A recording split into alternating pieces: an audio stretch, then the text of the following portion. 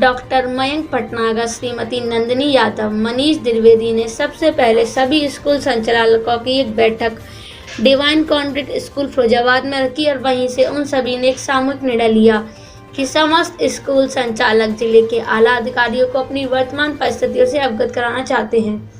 इसके उपरांत सभी लोगों ने मिलकर जिलाधिकारी महोदय एवं जिला विद्यालय निरीक्षक को ज्ञापन सौंपा और अपनी सभी समस्याओं से भलीभांति अवगत कराया और उन्होंने बताया जिलाधिकारी महोदय ने उन सभी लोगों की समस्याओं को सुना और सुनकर एक सप्ताह के अंदर सुलझाने का आश्वासन भी दिया। जिलाधिकारी महोदय को उन्होंने बताया कि हम सभी स्कूल संचालक आज बहुत द्रवित होकर मानसिक एवं आर्थिक यातना झेल रहे हैं। प्रशासन से प्रार्थना है कि त्वरित कार्रवाई करके स्कूल खुलवाए एवं हमारे सभी अभिभावकों को मासिक फीस जमा करने की त्वरित कोई प्रक्रिया लागू करे, जिससे शिक्षकों को वेतन देने लायक हम बने रहें एवं अभिभावक सरकार के द्वारा बनाए गए मानकों का बिल्कुल पालन नहीं कर रहे।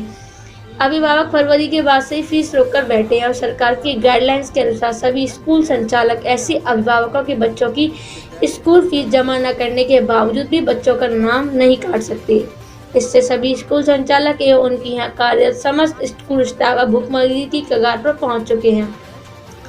ज्ञापन देने वालों में प्रमुख रूप से डॉक्टर मयंक भटनागर, श्रीमती नंदिनी यादव, मनीष द्विवेदी एवं पावन शर्मा, पवन कुमार, गौतम आशीष शर्मा, विवेक जोशी, धर्मेंद्र शर्मा, मनीष शर्मा, सौरभ लहरी, श्रीमती सुमिता शर्मा, कुमारी निकिता उपाध्याय, एलन बघेल, नवीन उपाध्याय, योगेश सक्सेना, राहुल सिंह, रमित प्रताप, राजेश यादव, चिराग उद्दीन आदि लोग मौजूद रहे।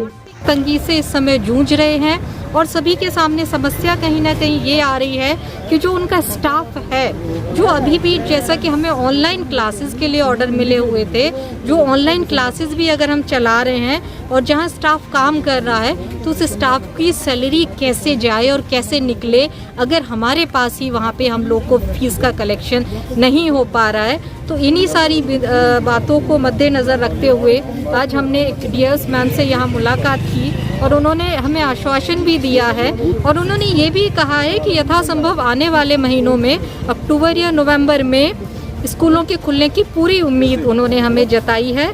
और साथ ही एक जो मुख्य बात जो मैं यहाँ बिल्कुल रखना चाहूँगी वो ये कि अतिशीघ्र जो एक सूचना जो पारित होगी, कहीं ना कहीं जो अभिभावक हैं उनको ये लग रहा है कि जो अगर इस साल बच्चे की कोई परीक्षा नहीं हो रही है तो जैसा कि बिना परीक्षा के बच्चों को प्रमोट कर दिया गया था, अगली कक्षा में उनको प्रोन्नति दे दी गई थी, वैसा ही कहीं ना कहीं इस बार भी संभव है।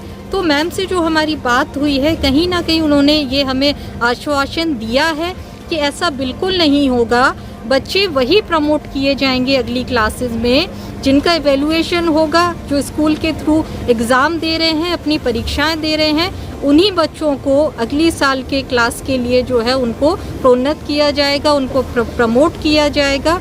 तो इन्हीं सारी मुद्दों पे आज हमारी डीएस मैम से बात हुई है और उन्होंने आश्वासन दिया है कि जो भी यथासंभव कार्रवाई होगी वो उसको करने का पूरा प्रयास करेंगे।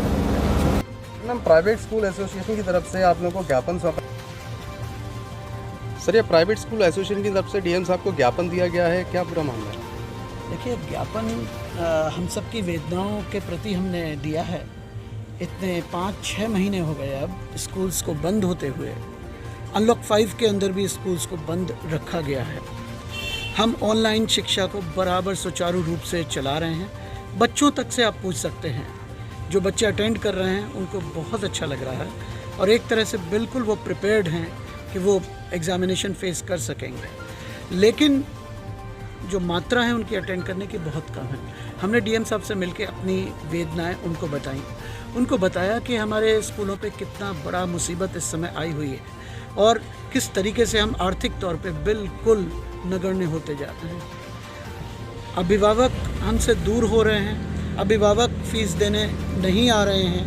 हम लोग भरकस प्रयास कर रहे हैं, कुछ अभिभावक हमको सपोर्ट भी कर रहे हैं, लेकिन एक मास जो लेवल है उस जिससे टीचर्स की सैलरी, जिससे स्टाफ की सैलरी निकल सके, इतना परसेंटेज पेरेंट्स बिल्कुल निकल के नहीं आ रहा है। अब जुलाई भी निकल गया, अगस्त भी निकल गया, हो सकता है कि 1-8 महीने बाद स्कूल्स खुल जाएं, लेकिन ये प्रवृत्ति गार्जियंस की जो हमको बिल्कुल बैकफुट पर लेकर आ चुकी है।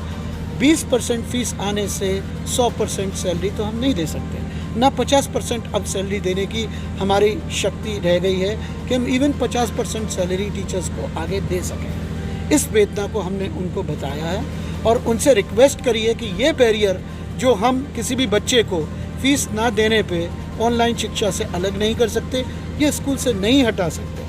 बार बार उनसे रिक्वेस्ट करने के बाद सिर्फ 1 महीने की फ़ीस अलाउ करने के बाद भी कि आप सिर्फ 1 महीने की भरिए, उसके बाद भी जो पेरेंट्स बिल्कुल ही नहीं निकल के आ रहा, उसके लिए हमने सॉल्यूशन मांगा है कि हमें वो परमिट करें।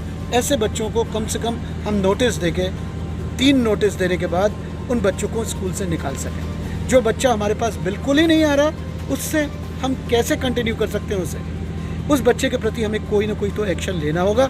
ये हमने अवगत कराया डीएम सर को, उन्होंने हमको एश्योर कराया कि इस बारे में वो जो ज्ञापन आपने सौंपा है उसमें डीएम साहब से क्या आश्वासन मिला है आपको? डीएम साहब ने इन सभी बिंदुओं को बहुत ध्यान से सुना।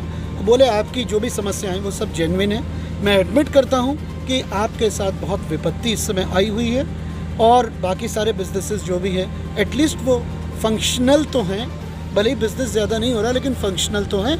तो उन्होंने कहा मैं इस बारे में डेफिनेटली कोई ना कोई इसकी युक्ति निकाल के आपको इसका जल्दी ही सॉल्यूशन गाइडलाइंस के रूप में देने की कोशिश करूँगा।